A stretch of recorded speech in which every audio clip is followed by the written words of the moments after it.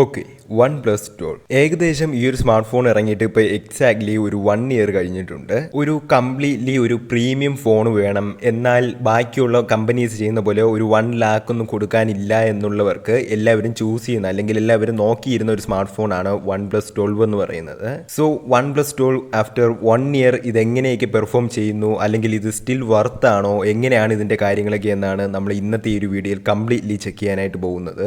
Then റിവ്യൂയിലേക്ക് കിടക്കാം. ആദ്യം തന്നെ OnePlus 12 ഞാൻ കൈകളിലേക്ക് എടുത്ത സമയത്ത് എനിക്ക് ഏറ്റവും കൂടുതൽ അട്രാക്ട് ചെയ്തത്, അല്ലെങ്കിൽ എന്നെ ഏറ്റവും കൂടുതൽ അട്രാക്ട് ചെയ്തത് ഇതിന്റെ ഡിസൈനിങ് ആണ്. വളരെ നല്ലൊരു പ്രീമിയം ഡിസൈൻ തന്നെയാണ് OnePlus ഇതിൻ്റെ അകത്ത് കൊടുത്തിട്ടുള്ളത്. ആസ് യു ക്യാൻ സി, ഇതിന്റെ ആ ഒരു ഡിസൈനിങ് നോക്കുന്ന സമയത്ത് ഒരു എന്താ പറയുക, ഒരു ചെറിയൊരു മാർബിളിന്റെ ഒക്കെ ഡിസൈൻ പോലെയൊക്കെ നമുക്ക് തോന്നും. ഇതിനെ ഫ്ലോവി എമറാൾഡ് എന്നാണ് അവർ ആ ഒരു ഡിസൈനിനെ വിളിക്കുന്നത്, അല്ലെങ്കിൽ ഈ ഒരു എന്താ പറയുക, ഈ ഒരു ഡിസൈനിങ്ങിനെ അവർ നെയിം ചെയ്തിരിക്കുന്നത്. പേഴ്സണലി പറയുകയാണെന്നുണ്ടെങ്കിൽ എനിക്ക് OnePlus 12 ഡിസൈൻ ഭയങ്കരമായിട്ട് എന്നെ ഇഷ്ടപ്പെട്ടിട്ടുണ്ട്. കാരണം ഇപ്പോൾ ഉള്ള സാംസങ് ഐഫോണൊക്കെ നോക്കുന്ന സമയത്ത് ലൈക്ക് നമ്മൾ ആ ഒരു ഡിസൈൻ കണ്ടെങ്കിൽ മടുത്തുപോയി. ഇനി അടുത്തിറങ്ങാൻ പോകുന്നതും എക്സാക്ട്ലി സെയിം കണക്ക് തന്നെയായിരിക്കും, അത്ര വലിയ ഡിഫറൻസ് ഒന്നുമില്ല.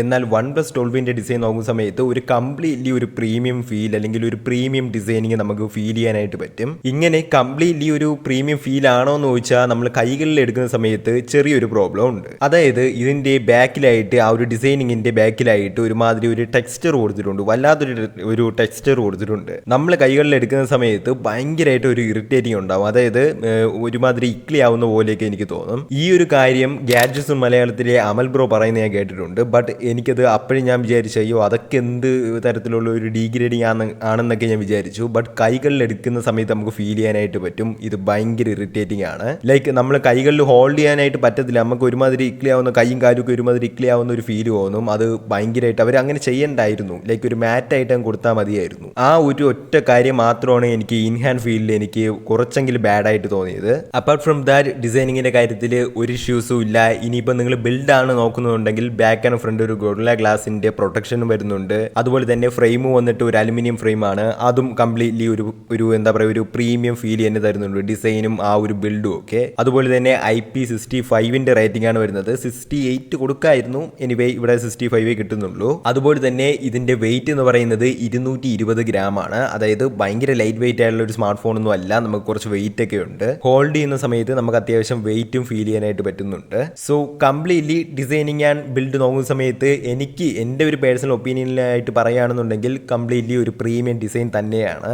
ഇനി ഡിസ്പ്ലേ നോക്കുന്ന സമയത്ത് 6.82 ഇഞ്ചിന്റെ ഒരു LTPO AMOLED 120 Hz സപ്പോർട്ടീവ് ആയിട്ടുള്ള ഒരു ഡിസ്പ്ലേ ആണ്. അതുപോലെ തന്നെ 1 ബില്യൺ കളേഴ്സും ഡോൾബി വിഷൻ HDR10+ പോലുള്ള ഫീച്ചേഴ്സും ഈ ഒരു ഡിസ്പ്ലേയിൽ സപ്പോർട്ടഡ് ആണ്. അതുപോലെ തന്നെ ഡിസ്പ്ലേ ഡെൻസിറ്റി നോക്കുന്ന സമയത്ത് 510 ആണ്. സോ കംപ്ലീറ്റ്ലി നമ്മൾ ആ ഒരു ഡിസ്പ്ലേ നോക്കുന്ന സമയത്ത് വളരെ നല്ലൊരു ഡിസ്പ്ലേ ആയിട്ട് തന്നെയാണ് എനിക്ക് ഫീൽ ചെയ്തിട്ടുള്ളത്. ഒരു പ്രോബ്ലം ഒന്നും ഇല്ല. ഒരു എഡ്ജ് ഡിസ്പ്ലേ കൂടിയാണ്, എനിക്ക് പേഴ്സണലി ഇഷ്ടമുള്ളതും ഒരു എഡ്ജ് ഡിസ്പ്ലേ ആണ്. അതുകൊണ്ടും കൂടി തന്നെ എനിക്ക് ഇതിന്റെ ഡിസ്പ്ലേ എന്ന് പറയുന്നത് ഭയങ്കരമായിട്ട് തന്നെ ഇഷ്ടപ്പെട്ടു. മൂവി കാണുന്ന സമയത്തായിരുന്നാലും ഗെയിം കളിക്കുന്ന സമയത്തായിരുന്നാലും ഡിസ്പ്ലേ മികവെന്ന് പറയുന്നത് മുന്നിട്ട് തന്നെ നിൽപ്പുണ്ട്. ഈവൻ ബ്രൈറ്റ്നസ് നോക്കുന്ന സമയത്തും 1600 നിറ്റ്സിന്റെ ഒരു ഹൈ ബ്രൈറ്റ്നസ് കിട്ടുന്നുണ്ട്. നിങ്ങൾ പുറത്തോട്ട് ഏത് സമയത്ത് പുറത്തോട്ട് ഇറങ്ങിപ്പോയാലും നട്ടുച്ചയ്ക്ക് പോയാലും നമുക്ക് വളരെ ക്ലിയർ ആയിട്ട് തന്നെ നമുക്ക് കാണാനായിട്ടും റീഡ് ചെയ്യാനായിട്ടൊക്കെ പറ്റുന്നുണ്ട്. ഡിസ്പ്ലേയുടെ കാര്യത്തിൽ എനിക്ക് ഇന്നേ വരെ ഒരു കാര്യം, ഒരു നെഗറ്റീവായിട്ട് ഒന്നും എനിക്ക് ഫീൽ ചെയ്യാനായിട്ട് പറ്റിയിട്ടേ ഇല്ല.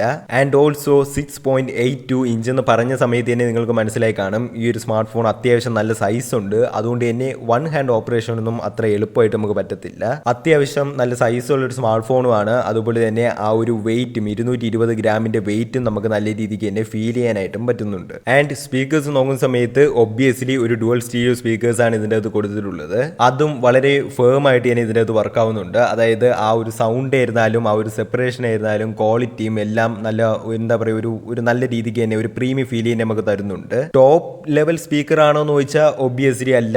ഐഫോൺസിന്റെ സ്പീക്കർ ആണ് കുറച്ചുകൂടി ബെറ്റർ ആയിട്ടുള്ളത്, കുറച്ചുകൂടി ഡീപ്പും ആണ്, കുറച്ചുകൂടി ഡെപ്ത് നമുക്ക് ഫീൽ ചെയ്യാനായിട്ട് പറ്റും. എന്നാലും ഇതിന്റെ സ്പീക്കേഴ്സും എനിക്ക് ഒരു തരത്തിലും ഒരു പ്രോബ്ലം ആയിട്ട് എനിക്ക് തോന്നിയിട്ടില്ല. മൂവി കാണാനായിരുന്നാലും എൻജോയ് ചെയ്യാനായിരുന്നാലും നമുക്ക് നല്ല രീതിക്ക് തന്നെ ഒരു സൗണ്ടും ഒരു ലൗഡ്നെസ്സും അത്യാവശ്യം ക്വാളിറ്റിയും നമുക്കത് പ്രൊവൈഡ് ചെയ്യുന്നുണ്ട്. സോ ഓവറോൾ ആ ഒരു ഡിസ്പ്ലേ ആൻഡ് സ്പീക്കേഴ്സ് ഒരു മൾട്ടിമീഡിയ എക്സ്പീരിയൻസ് ലെവൽ നോക്കുന്ന സമയത്ത് എല്ലാം ഒരു ഫൈൻ ആയിട്ട് തന്നെ പോകുന്നുണ്ട്. ഫൈൻ എന്നല്ല, അത്യാവശ്യം നല്ല ലെവലിൽ തന്നെ പോകുന്നുണ്ട്. അടുത്തതായിട്ട് നമ്മൾ നോക്കാൻ പോകുന്നത് ഈ ഒരു സ്മാർട്ട് ഫോണിന്റെ പെർഫോമൻസിനെ കുറിച്ചാണ്. പെർഫോമൻസ് നോക്കുന്ന സമയത്ത് Qualcomm Snapdragon 8 Gen 3 ആണ് ഇതിൻ്റെ അകത്ത് കൊടുത്തിട്ടുള്ളത്.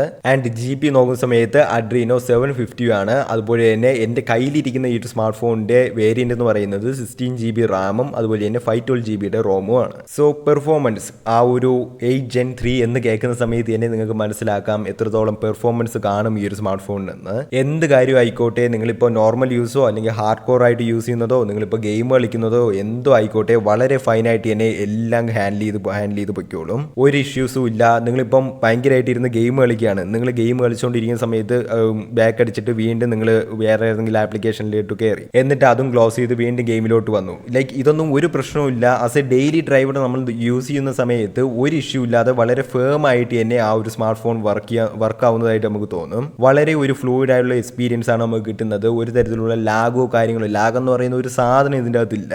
എല്ലാം വളരെ ഫേം ആയിട്ട് തന്നെ വർക്ക് ആവുന്നുണ്ട്. Completely fine. ലൈക്ക് ഒരു ഇഷ്യൂ നമുക്ക് ആ ഒരു പെർഫോമൻസിന്റെ കാര്യത്തിൽ പറയാനായിട്ടേ ഇല്ല. കംപ്ലീറ്റ്ലി എനിക്ക് ഈ ഫോൺ യൂസ് ചെയ്ത സമയത്ത് കിട്ടിയ ഒരു ഫീൽ എന്ന് പറയുന്നത് OnePlus 7 Pro ഉണ്ടല്ലോ, എൻ്റെ ഏറ്റവും ഫേവറേറ്റ് ആയിട്ടുള്ള ഒരു സ്മാർട്ട് ഫോണാണ്. അതിൻ്റെ ഒരു ഫീൽ നമുക്ക് ഇതിൻ്റെ അകത്ത് കിട്ടാനായിട്ട് പറ്റി. കംപ്ലീറ്റ്ലി ഒരു ഫ്ലൂയിഡ് ലെവലിലാണ് OnePlus പൊയ്ക്കൊണ്ടിരുന്നത്. ആ ഒരു ഫ്ലൂയിഡ് ലെവൽ കംപ്ലീറ്റ്ലി നമുക്ക് OnePlus 12 അകത്ത് ഫീൽ ചെയ്യാനായിട്ട് പറ്റുന്നുണ്ട്. ഞാൻ BGMI കളിച്ചു, 90 FPS കളിച്ച സമയത്ത് ഒരു ഇഷ്യൂസും ഇല്ല. ലൈക്ക് ഞാൻ കുറേ നേരം ഇരുന്ന് കളിച്ചു നോക്കി, ഒരു ലാഗെങ്കിലും എവിടെയെങ്കിലും കാണുമെന്ന്, ഒരു ഇഷ്യൂസും ഇല്ല. വളരെ ഫൈൻ ആയിട്ട് തന്നെ വർക്ക് ആവുന്നുണ്ട്. ഈവൻ നിങ്ങൾ ആ ഒരു സ്മാർട്ട് ഫോൺ വളരെ ഹാർഡ് ആയിട്ടിരുന്ന് യൂസ് ചെയ്യുകയാണെങ്കിൽ പോലും ഭയങ്കരമായിട്ട് ഒരു ഹീറ്റിലോട്ട് പോകുന്നില്ല. ഒബ്വിയസ്ലി വെയിലത്തൊക്കെ പോയി യൂസ് ചെയ്യുന്ന സമയത്ത് എന്തായാലും ഹീറ്റ് ആവും, നല്ല രീതിക്ക് തന്നെ ഹീറ്റ് ആവും. ക്യാമറയും കൂടിയൊക്കെയാണ് നിങ്ങൾ വെയിലത്ത് പോയി യൂസ് ചെയ്യുന്നുണ്ടെങ്കിൽ നമുക്ക് ആ ഒരു ബ്രൈറ്റ്നസ് ഒക്കെ ഒരുമാതിരി താന്നു പോകും. പിന്നെ അത് കുറച്ച് കഴിഞ്ഞിട്ടൊക്കെ കൂളായി വന്നാലേ പിന്നെ റെഡി ആവുള്ളൂ. അതെന്തായാലും ഒരു ഇഷ്യൂ ആയിട്ട് നമുക്ക് പറയാനായിട്ട് പറ്റത്തില്ല. കാരണം വെയിലത്ത് എന്തായാലും ഏത് ഫോണായിരുന്നാലും ചൂടാവും, നല്ല രീതിക്ക് തന്നെ ഹീറ്റ് ആവും. അപ്പാർട്ട് ഫ്രം ദാറ്റ് പെർഫോമൻസിന്റെ കാര്യത്തിൽ ഒരു ഇഷ്യൂസും ഇല്ല. നിങ്ങൾ എങ്ങനെ യൂസ് ചെയ്താലും ഒരു ഇഷ്യൂസും ഇല്ലാതെ വളരെ ഫ്ലൂയിഡ് ആയിട്ട് തന്നെ വർക്ക് ആയിക്കോളും. ആൻഡ് യൂസേജ് ആൻഡ് എക്സ്പീരിയൻസ്, ഇവിടെയാണ് കുറച്ച് പ്രോബ്ലം ആയിട്ട് എനിക്ക് തോന്നിയിട്ടുള്ളത്. പ്രോബ്ലം എന്നല്ല, ലൈക്ക് എന്തോ അത്രയ്ക്ക് ഞാൻ സാറ്റിസ്ഫൈഡ് അല്ലാത്തൊരു ഫീൽ എനിക്ക് തോന്നിയത് യൂസേജ് ആൻഡ് എക്സ്പീരിയൻസിലാണ്. അതായത് എൻ്റെ ഇരിക്കുന്നത്, ഞാനിപ്പോൾ പ്രൈമറി ആയിട്ട് ഞാൻ യൂസ് ചെയ്യുന്നത് Realme GT6 ആണ്. ഇത് OnePlus 12. ലൈക്ക് ഈ രണ്ട് ഫോണിൻ്റെയും വോയിസ് തമ്മിൽ ഒരു ഡിഫറൻസും ഇല്ല. ഞാൻ എങ്ങനെയാണോ Realme GT6 യൂസ് ചെയ്യുന്നത് അതേ സെയിം എക്സാക്ട് ഫോണിന് കോപ്പി ചെയ്ത് ആ ഒരു വോയിസ് എടുത്ത് കോപ്പി ചെയ്ത് വെച്ച ഫീലാണ് എനിക്ക് കിട്ടുന്നത്. ലൈക്ക് Realme GT6 നിന്ന് വന്ന ഒരാളെന്ന ലെവലിൽ ഞാൻ നോക്കുന്ന സമയത്ത് എനിക്ക് ഒരു ഡിഫറൻസ് ഫീൽ ചെയ്യാനായിട്ട് പറ്റുന്നില്ല. എക്സാക്ട്ലി സെയിം ആനിമേഷൻസ്, ഫീച്ചേഴ്സ്, അതിൻ്റെ ഓപ്ഷൻസ്, ആ ഒരു ഡിസൈൻ ആസ്പെക്റ്റ് എല്ലാം ഭയങ്കര സെയിം ആയിട്ടും ഭയങ്കര ഒരുമാതിരി സെയിം ഫോൺ യൂസ് ചെയ്യുന്ന ഒരു ഫീലാണ് എനിക്ക് കിട്ടിയത്. ലൈക്ക് ഞാൻ വേറൊരു ബ്രാൻഡിൻ്റെ സ്മാർട്ട് ഫോണാണ് യൂസ് ചെയ്യുന്നത് എന്നുള്ളൊരു മൈൻഡ് ഉണ്ടല്ലോ, അല്ലെങ്കിൽ ഒരു ഒരു സാറ്റിസ്ഫാക്ഷൻ ഉണ്ടല്ലോ, അതെനിക്ക് കിട്ടിയിട്ടില്ല. ഒരു ഡിഫറൻസും ഇല്ലല്ലോ. Realme GT6 ഓടുന്നത് Realme UI 6.0, ഇതിൻ്റെ അകത്ത് ഓടുന്നത് OS 15. ഒരു ഡിഫറൻസും ഇല്ല, എക്സാക്ട്ലി സെയിം. ആ ഒരു ഫീൽ മാത്രമേ എനിക്ക് കുറച്ചുകൂടി ഡിസപ്പോയിൻറ്റഡ് ആയിട്ട് തോന്നിയിട്ടുള്ളൂ. അപ്പാർട്ട് ഫ്രം ദാറ്റ് ഇതിൻ്റെ ആ ഒരു യൂസേജ് എക്സ്പീരിയൻസിലൊന്നും ഒരു ഇഷ്യൂസും ഇല്ല. എല്ലാം വളരെ ഫ്ലൂയിഡ് ആയിട്ട് തന്നെ പോകുന്നുണ്ട്. നമ്മൾ സ്വിച്ച് ചെയ്യുന്ന സമയത്തും കാര്യങ്ങളെല്ലാം വളരെ സ്മൂത്ത് ആയിട്ട് തന്നെ പോകുന്നുണ്ട്, ഒരു ഇഷ്യൂസും ഇല്ല. ആൻഡ് റാം മാനേജ്മെന്റും അത്യാവശ്യം നല്ല ലെവലിൽ തന്നെ അവർ കീപ്പ് ചെയ്ത് കൊണ്ടുപോകുന്നുണ്ട്. അതും അത്യാവശ്യം ബെറ്റർ ആയിട്ട് എനിക്ക് തോന്നിയിട്ടുണ്ട്. ആൻഡ് ഇതിന്റെ ഫിംഗർ പ്രിന്റ് സെൻസർ വാങ്ങുന്ന സമയത്ത് ഒരു optical in display finger print ആണ്. അതിന്റെ പെർഫോമൻസ് വാങ്ങുന്ന സമയത്ത് എനിക്ക് എന്തുകൊണ്ടോ അത്ര അക്യുറേറ്റ് ആയിട്ട് വർക്ക് ആവുന്നു എന്ന് പറയാനായിട്ട് പറ്റത്തില്ല. എന്തുകൊണ്ടോ അത് പ്രോപ്പർ ആയിട്ട് റെക്കഗ്നൈസ് ചെയ്യുന്നില്ല. അതെനിക്ക് ഭയങ്കര കംപ്ലൈന്റിംഗ് ആയിട്ടില്ല. കാരണം ഇതൊരു നെക്സ്റ്റ് ഒരു അപ്ഡേറ്റ് വരുന്ന സമയത്ത് ഇതെന്തായാലും ക്ലിയർ ആവും. ഒപ്റ്റിക്കലും കൂടി ആയതുകൊണ്ട് തന്നെ അപ്ഡേറ്റ് വഴി അവർക്ക് ഈസിലി അത് സോൾവ് ചെയ്യാനായിട്ട് പറ്റും. സോ ഇങ്ങനെയാണ് ആ ഒരു യൂസേജ് ആൻഡ് എക്സ്പീരിയൻസിൻ്റെ അകത്തും പെർഫോമൻസിൻ്റെ അകത്തും എനിക്ക് പറയാനായിട്ടുള്ളത്. പെർഫോമൻസിൻ്റെ കാര്യത്തിൽ ഒരു ഇഷ്യൂസും ഇല്ല. യൂസേജ് ആൻഡ് എക്സ്പീരിയൻസിൽ ഞാൻ പറഞ്ഞത് എനിക്ക് എൻ്റെ ഒരു ഒപ്പീനിയനാണ്. അതുപോലെ തന്നെ ഇതിൻ്റെ കണക്ടിവിറ്റി കാര്യങ്ങളൊക്കെ നോക്കുന്ന സമയത്ത് Wi-Fi 7, Bluetooth 5.4, അതുപോലെ തന്നെ NFC-യുടെ സപ്പോർട്ടും വരുന്നുണ്ട്. ആൻഡ് IR ബ്ലാസ്റ്റർ വരുന്നുണ്ട്. അതുപോലെ തന്നെ USB Type-C 3.2 ആണ് ഇതിൻ്റെ അകത്ത് കൊടുത്തിട്ടുള്ളത്. ഈ ഒരു Type-C 3.2 എന്ന് പറയുന്നത് നമ്മൾ ഈ ഒരു PC-ലോട്ടോ അല്ലെങ്കിൽ ഹാർഡ് ഡിസ്കിലോട്ടോ ഒക്കെ നമ്മൾ ഫയൽ ട്രാൻസ്ഫർ ചെയ്യുന്ന സമയത്ത് ഭയങ്കര ഫാസ്റ്റ് ആയിരിക്കും. ആ ഒരു ഫയൽ ട്രാൻസ്ഫറിങ് ഭയങ്കര ഫാസ്റ്റ് ആയിരിക്കും. സോ അതും ഒരു പ്ലസ് പോയിന്റ് തന്നെയാണ്. കണക്ടിവിറ്റിയിൽ ഒരു ഇഷ്യൂസും ഇല്ല. ലൈക്ക് വൈഫൈ ഒക്കെ നമ്മൾ എടുത്ത് ജസ്റ്റ് ഒന്ന് ഓപ്പൺ ചെയ്ത് കൊടുത്താൽ മതി, അപ്പോഴേ അവിടെ കണക്ട് ആയിക്കോളും. ബ്ലൂടൂത്തും അതുപോലെ തന്നെ എക്സാക്ട്ലി സെയിം തന്നെയാണ്. സോ കംപ്ലീറ്റ്ലി കണക്ടിവിറ്റിയിൽ ഒരു ഇഷ്യൂസും ഇല്ല. Now we are talking about the camera. ക്യാമറയെ കുറിച്ച് പറയുന്ന സമയത്ത് 50 MP സോണിയുടെ L/808 എന്ന ഒരു പ്രൈമറി ക്യാമറയാണ് കൊടുത്തിട്ടുള്ളത്. അതുപോലെ തന്നെ സെക്കൻഡറി ക്യാമറ എന്ന് പറയുന്നത് 64 MP ഒരു പെരിസ്കോപ്പ് ലെൻസും ആണ്. അതൊരു 3x ഒപ്റ്റിക്കൽ ലെൻസും ആണ്. ആൻഡ് ഫൈനലി നമുക്കൊരു 48 MP ഒരു അൾട്രാവൈഡ് സെൻസറും കൊടുത്തിട്ടുണ്ട്. സോ ഇങ്ങനെയാണ് കംപ്ലീറ്റ്ലി ആ ഒരു ബാക്ക് ക്യാമറയുടെ സെറ്റപ്പ് വരുന്നത്. ആൻഡ് ഇനി ഫോട്ടോ പെർഫോമൻസ് നോക്കുന്ന സമയത്ത് ഫോട്ടോസിന്റെ കാര്യത്തിലൊന്നും എനിക്ക് വലിയ പ്രോബ്ലം ആയിട്ടൊന്നും തോന്നിയില്ല. കളേഴ്സ് ആയിരുന്നാലും ആ ഒരു കോൺട്രാസ്റ്റ് ആയിരുന്നാലും വളരെ നല്ല രീതിക്ക് തന്നെ മാനേജ് ചെയ്ത് പോകുന്നുണ്ട്. ആ ഒരു പ്രൈമറി ക്യാമറ നല്ല രീതിക്ക് തന്നെ മാനേജ് ചെയ്ത് പോകുന്നുണ്ട്. ചില സമയത്ത് കുറച്ച് സാച്ചുറേറ്റഡ് ആയിട്ട് തോന്നും, എന്നാൽ ചില സമയത്ത് അല്ലെങ്കിൽ മോസ്റ്റ് ഓഫ് ദി ടൈം കുറച്ച് ബെറ്റർ ആയിട്ടുള്ള ഒരു ഇമേജ് ഔട്ട്പുട്ട് തന്നെയാണ് നമുക്ക് തരുന്നത്. ആ ഒരു കളേഴ്സ് ആയിരുന്നാലും ആ ഒരു കോൺട്രാസ്റ്റ് ആയിരുന്നാലും വളരെ മെയിൻറ്റെയിൻ ചെയ്ത് തന്നെ ഇപ്പോൾ പോകുന്നുണ്ട്. അതുപോലെ തന്നെ 64 മെഗാ പിക്സലിന്റെ ആ ഒരു പെരിസ്കോപ്പ് ലെൻസ് അതും വളരെ ഫൈൻ ആയിട്ട് തന്നെ വർക്ക് ആവുന്നുണ്ട്. ഒരു ഇഷ്യൂസും ഇല്ല.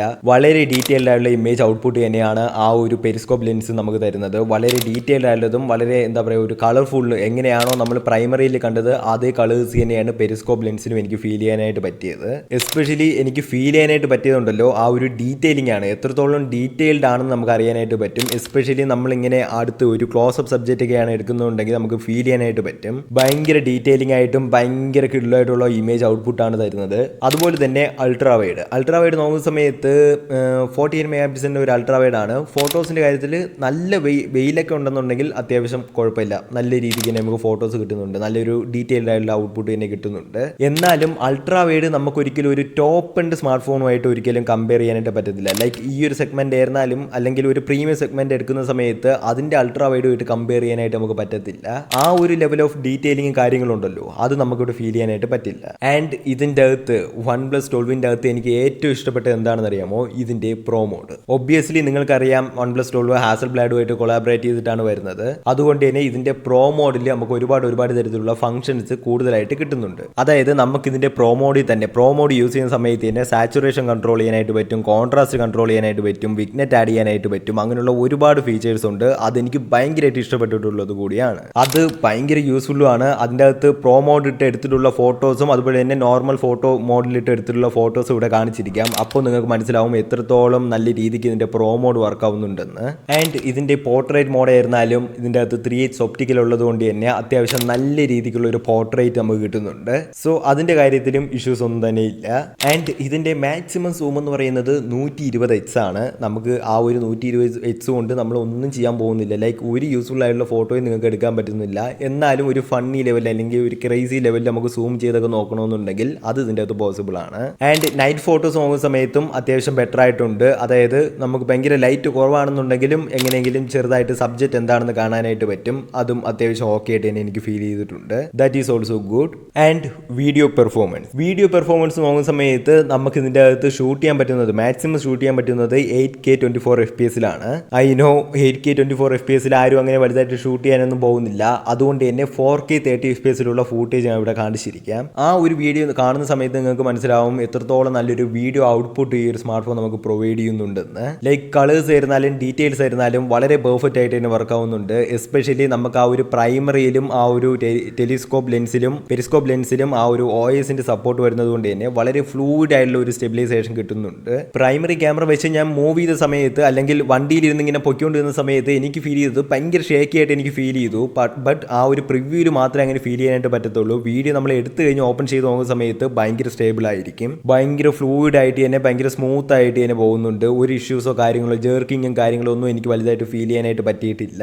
ആ ഒരു ഡീറ്റെയിൽസും അത്യാവശ്യം നല്ല ലെവലിൽ തന്നെ പ്രൈമറിയും അതുപോലെ തന്നെ ആ ഒരു ഒപ്റ്റിക്കൽ ലെൻസും തരുന്നുണ്ട്. ആൻഡ് ഇതിൻ്റെ അകത്ത് നമുക്ക് 4K ഇട്ടുകൊണ്ട് തന്നെ നമുക്ക് അൾട്രാ വൈഡിലോട്ട് സ്വിച്ച് ചെയ്യാനായിട്ട് പറ്റും. അൾട്രാ വൈഡിലോട്ട് സ്വിച്ച് ചെയ്ത സമയത്ത് ലൈക്ക് എന്താ പറയുക അത്രത്തോളം നല്ലൊരു ഡീറ്റെയിലിംഗ് എനിക്ക് കിട്ടിയിട്ടില്ല. കുറച്ച് ഭയങ്കരമായിട്ട് ഡീറ്റെയിലിംഗ് കുറഞ്ഞിട്ടുള്ളതും ആയിട്ടുള്ളൊരു ഫൂട്ടേജാണ് എനിക്ക് കിട്ടിയത്, എനിക്ക് ഫീൽ ചെയ്യാനായിട്ട് പറ്റിയത്. അപ്പാർട്ട് ഫ്രം ദാറ്റ് നമുക്ക് 4K ഷൂട്ട് ചെയ്യാം എന്നുള്ളതേ ഉള്ളൂ. 4Kയുടെ ക്വാളിറ്റി ഉണ്ടോ എന്ന് ചോദിച്ചാൽ ഇല്ല. എന്നാൽ നല്ല രീതിക്കുള്ള ഒരു സ്റ്റെബിലൈസേഷൻ നമുക്ക് ഇവിടെയും കിട്ടുന്നുണ്ട്. EIS ആണെങ്കിൽ പോലും അത് നല്ല രീതിക്ക് തന്നെ വർക്ക് ആവുന്നുണ്ട്. സോ കംപ്ലീറ്റ്ലി ഇങ്ങനെയാണ് ഇതിന്റെ ബാക്ക് ക്യാമറയുടെ വീഡിയോ പെർഫോമൻസും ഫോട്ടോ പെർഫോമൻസും വരുന്നത്. ഫ്രണ്ട് ക്യാമറ നോക്കുന്ന സമയത്ത് ഒരു 32 മെഗാ പിക്സലിന്റെ ഒരു ഫ്രണ്ട് ക്യാമറയാണ് കൊടുത്തിട്ടുള്ളത്. അത് ഭയങ്കര ഒരു സർപ്രൈസിംഗ് ആണ്. കാരണം നോർമലി OnePlus ചെയ്യുന്നത് 60 മെഗാ പിക്സലിന്റെ ഒരു നോർമൽ ക്യാമറ അവർ വർഷങ്ങളായിട്ട് കൊടുക്കുന്ന ഒരു ക്യാമറയാണ്, അതാണ് കൊടുക്കാറ്. എന്നാൽ ഇതിൻ്റെ അകത്ത് സർപ്രൈസിംഗ്ലി നമുക്ക് 32 മെഗാ പിക്സലിന്റെ ഒരു ഫ്രണ്ട് ക്യാമറ കിട്ടിയിട്ടുണ്ട്. That's very good because image output എന്ന് പറയുന്നത് ഭയങ്കരമായിട്ട് തന്നെ ബെറ്റർ ആയിട്ടുണ്ട്. OnePlus 11 ഒക്കെ വെച്ച് നോക്കുന്ന സമയത്തുണ്ടല്ലോ ഇതിന്റെ ഇതിന്റെ ഫ്രണ്ട് ക്യാമറ എന്ന് പറയുന്നത് ഒരുപാട് തരത്തിൽ തന്നെ ഇമ്പ്രൂവ് ചെയ്തിട്ടുണ്ട്. കളേഴ്സ് ആയിരുന്നാലും ഡീറ്റെയിൽസ് ആയിരുന്നാലും ആ ഒരു ഫ്രണ്ട് ക്യാമറ വളരെ വളരെ ക്ലിയർ ആയിട്ട് തന്നെ നമുക്ക് ഫോട്ടോസ് എടുത്ത് തരുന്നുണ്ട്. എസ്പെഷ്യലി നിങ്ങൾ നല്ല ലൈറ്റിംഗ് കണ്ടീഷനിലൊക്കെ ആണെന്നുണ്ടെങ്കിൽ നല്ല രീതിയിലുള്ള സെൽഫി ഔട്ട്പുട്ട് തന്നെ നമുക്ക് കിട്ടുന്നുണ്ട്. ആൻഡ് ഫ്രണ്ട് ക്യാമറയിലും നമുക്ക് ഇതിൻ്റെ അകത്ത് സർപ്രൈസിംഗിലി 4K 30fps അകത്ത് ഷൂട്ട് ചെയ്യാനായിട്ട് പറ്റും. 4K 30fps അകത്ത് ഫ്രണ്ട് ക്യാമറയിൽ നോക്കുന്ന സമയത്ത് EOS ആണ്, എന്നാലും നല്ല ഒരു ഔട്ട്പുട്ട് തന്നെ കിട്ടുന്നുണ്ട്. സ്റ്റേബിൾ ആയിട്ടുള്ള ഔട്ട്പുട്ട് തന്നെ കിട്ടുന്നുണ്ട്. ഡീറ്റെയിൽസ് ആയിരുന്നാലും കളേഴ്സ് ആയിരുന്നാലും വളരെ നല്ല രീതിക്ക് തന്നെ മാനേജ് ചെയ്ത് പോകുന്നുണ്ട്. വലിയ ഗ്രെയിൻസ് ഒന്നും ഇല്ലാതെ നല്ല രീതിക്ക് തന്നെ ആ ഒരു ഫ്രണ്ട് ക്യാമറയിലും വീഡിയോ പെർഫോമൻസ് വർക്ക് ആവുന്നുണ്ട്. കംപ്ലീറ്റ്ലി എനിക്ക് ഫ്രണ്ട് ക്യാമറ അല്ലെങ്കിൽ ഇതിൻ്റെ ക്യാമറ സെറ്റപ്പ് എനിക്ക് അത്യാവശ്യം ഓക്കെ ആയിട്ട് തന്നെ തോന്നിയിട്ടുണ്ട്. വലിയ പ്രശ്നമൊന്നുമില്ല. അപ്ഡേറ്റിന് ശേഷമാണ് കുറച്ചുകൂടി ബെറ്റർ ആയത് എങ്കിലും ഓക്കെ. ഇപ്പോൾ നമ്മൾ കറൻ്റ് നോക്കുന്ന സമയത്ത് ക്യാമറ പെർഫോമൻസ് അത്യാവശ്യം ഓക്കെ ആയിട്ട് തന്നെയുണ്ട്. ആൻഡ് അടുത്തതായിട്ട് നമ്മൾ ഇതിൻ്റെ ബാറ്ററി നോക്കുന്ന സമയത്ത് 5400 mAh ഒരു ലിത്തിയം പോളിമർ ബാറ്ററിയാണ് ഇതിൻ്റെ അകത്ത് കൊടുത്തിട്ടുള്ളത്. ബാറ്ററി ബാക്കപ്പ് എങ്ങനെ ഉണ്ടെന്ന് ചോദിച്ചു കഴിഞ്ഞാൽ എനിക്ക് ഇപ്പോൾ ഒരു കാര്യം പറഞ്ഞുതരാം. ഇപ്പോൾ ഒരു 8 മണിക്ക് ഞാൻ രാവിലെ ഫോൺ എടുത്തുകൊണ്ട് പോയെന്ന് വിചാരിച്ചോ. ഒരു 8 മണിക്ക് പോയതിന് ശേഷം 4 മണിയാവുന്ന സമയത്തേക്കും ഫോൺ ഓൾമോസ്റ്റ് ഡെഡ് ആവും. അതായത് ഭയങ്കര ഒരു ബാറ്ററി ബാക്കപ്പ് എന്ന് എനിക്ക് ഒരിക്കലും പറയാനായിട്ട് പറ്റത്തില്ല. അതായത് 5400 mAh ആ ഒരു അത്രയും വലിയൊരു ബാറ്ററി മികവ് ഇതിൻ്റെ അകത്ത് കാണിക്കുന്നു എന്ന് എനിക്ക് ഒരിക്കലും പറയാനായിട്ട് പറ്റത്തില്ല. സോ ബാറ്ററി ബാക്കപ്പിൻ്റെ അകത്ത് എനിക്ക് വലിയ ഇഷ്യൂസ് ആയിട്ട് പറയാനായിട്ടില്ല. കാരണം ഇതിൻ്റെ കൂടെ തന്നെ 100 വാട്ടിൻ്റെ ഒരു ചാർജർ കിട്ടുന്നുണ്ട്. അതുകൊണ്ട് തന്നെ നമുക്ക് 10 മിനിറ്റ് ഒന്ന് ചാർജ് ചെയ്താൽ മതി. എവിടെയെങ്കിലും പോയിട്ടൊക്കെ വരണമെന്നുണ്ടെങ്കിൽ അതെല്ലാം ഈസിലി വർക്ക് ആയിക്കോളും. അതുപോലെ തന്നെ 50 വാട്ടിൻ്റെ വയർലെസ് ചാർജിങ്ങും 10 വാട്ടിൻ്റെ റിവേഴ്സ് വയർലെസ് ചാർജിങ്ങും ഇതിൻ്റെ അകത്ത് കൊടുക്കുന്നുണ്ട്. സോ കംപ്ലീറ്റ്ലി ഇതാണ് ഇതിൻ്റെ റിവ്യൂ, അല്ലെങ്കിൽ ഇങ്ങനെയാണ് എനിക്ക് ഇതിൻ്റെ അകത്ത് ഫീൽ ചെയ്തിട്ടുള്ള കാര്യങ്ങളൊക്കെ എന്ന് പറയുന്നത്. സോ നിങ്ങളിപ്പോൾ എൻ്റെ അടുത്ത് ഒരു കൺക്ലൂഷൻ ചോദിക്കുകയാണെന്നുണ്ടെങ്കിൽ ഡിസൈനിങ്ങിൻ്റെ കാര്യത്തിൽ നമുക്കൊരു പക്ക ഫീൽ ചെയ്യാൻ തരുന്നുണ്ട്. അതായത് എന്താ പറയുക, ഒരു കംപ്ലീറ്റ്ലി ഒരു പ്രീമിയം ഫോണാണെന്ന് നമ്മൾ എങ്ങനെ നോക്കിയാലും പറഞ്ഞു പോകും. അത്രയ്ക്ക് നല്ലൊരു ഡിസൈനിങ്ങിൻ്റെ ആ ഒരു മികവ് ഈ ഒരു സ്മാർട്ട് ഫോണിൻ്റെ അകത്ത് നമുക്ക് കാണാനായിട്ട് പറ്റുന്നുണ്ട്. ആൻഡ് ഡിസ്പ്ലേ ആയിരുന്നാലും പെർഫോമൻസ് ആയിരുന്നാലും ഒരു ഇഷ്യൂസും ഇല്ല. എല്ലാം ടോപ്പ് ലെവലിൽ തന്നെ ഉണ്ട്. ഒരു ഇഷ്യൂസും ഇല്ല. എന്താണോ നമുക്ക് പ്രീമിയം ഫോണിൽ കിട്ടുന്നത് അത് തന്നെയാണ് ഇവിടെയും കിട്ടുന്നത്. ആൻഡ് നിങ്ങൾക്ക് നല്ലൊരു ക്യാമറ വേണം, എന്നാൽ നിങ്ങൾക്ക് 1 ലക്ഷം രൂപയൊന്നും കൊടുക്കാനില്ല. ബട്ട് നിങ്ങൾക്ക് നല്ല രീതിക്കുള്ള ഒരു വ്ളോഗ് ചെയ്യണം, ഫ്രണ്ട് ക്യാമറയിലും ബാക്ക് ക്യാമറയിലും ഒക്കെ നല്ല രീതിക്ക് വ്ളോഗ് ചെയ്ത് പോകണമെന്നുണ്ടെങ്കിൽ you can purchase OnePlus 12. So overall ഇങ്ങനെയാണ് എനിക്ക് പറയാനായിട്ടുള്ളത്. എനിക്ക് വലിയ തരത്തിലുള്ള ഒരു കുറ്റമൊന്നും ഈ ഒരു സ്മാർട്ട് ഫോണിൻ്റെ അകത്ത് തോന്നിയിട്ടില്ല. തോന്നിയത് ആ ഒരു യൂസേജ് എക്സ്പീരിയൻസിലുള്ള ആ ഒരു കളർ വോയിസിൻ്റെ എന്താ പറയുക മെർജും കാര്യങ്ങളൊക്കെയാണ്. ആൻഡ് ഈ ഒരു വീഡിയോ ഉറപ്പായിട്ടും ഒന്ന് ലൈക്ക് ചെയ്യുക. ആൻഡ് പുതിയ വീഡിയോസിനായിട്ട് ചാനൽ ഉറപ്പായിട്ടും ഒന്ന് സബ്സ്ക്രൈബ് ചെയ്തും കൂടി വെച്ചിരിക്കുക. ഇനി ഇതുപോലുള്ള ഒരുപാട് ഇൻട്രസ്റ്റിംഗ് വീഡിയോസായിട്ട് നമ്മൾ വരുന്നതാണ്. സോ അതുവരത്തേക്കും ബൈ.